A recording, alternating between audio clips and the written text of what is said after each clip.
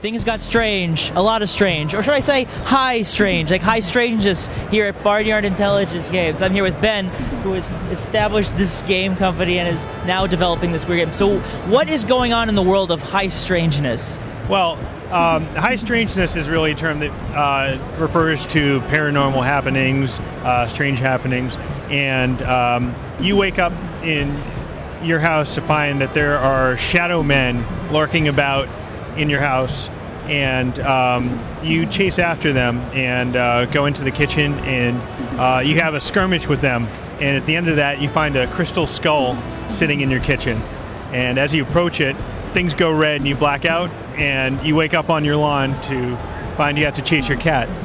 So you chase after him, and you find out that your cat talks, and he tells you that this skull gives you the ability to see the world in two different dimensions, and those two different dimensions are 8-bit and 16-bit.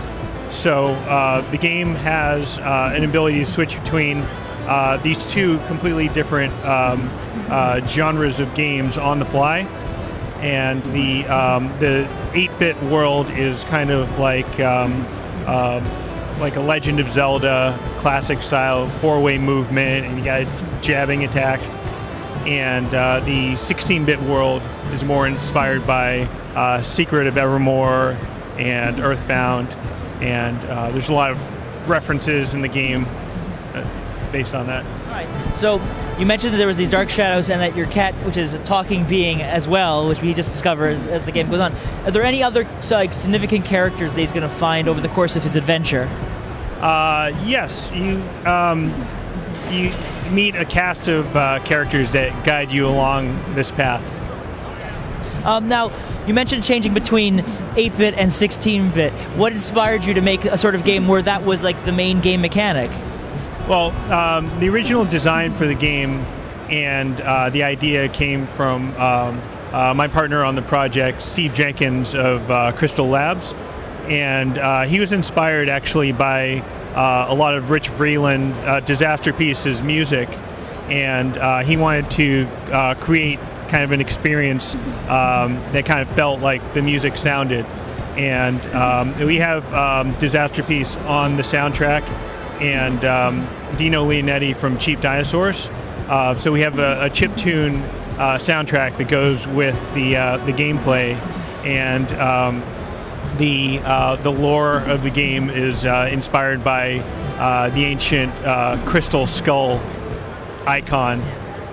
Right. So, I mean, in this game you're working with at least two as chiptune artists. So, how has it been working with these retro people? Has it helped to inspire more retrofitted thoughts in your head? To think, okay, let's try and make it more like this or something like that, more like old school gameplay design.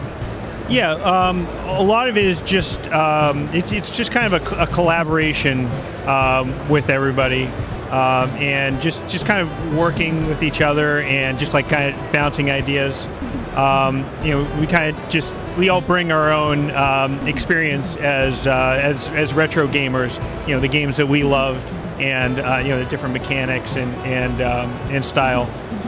And one thing, I mean, there's the crystal skull right there. Well, a replica of, anyways. I don't want to change another dimension, but what other abilities can we expect our hero to gain over the course of the experience?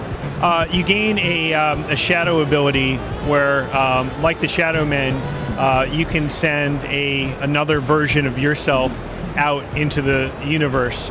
So there's different universe bending abilities that you acquire over the course of the game. Okay. And where is this game coming out, and when can we expect to see it fully released?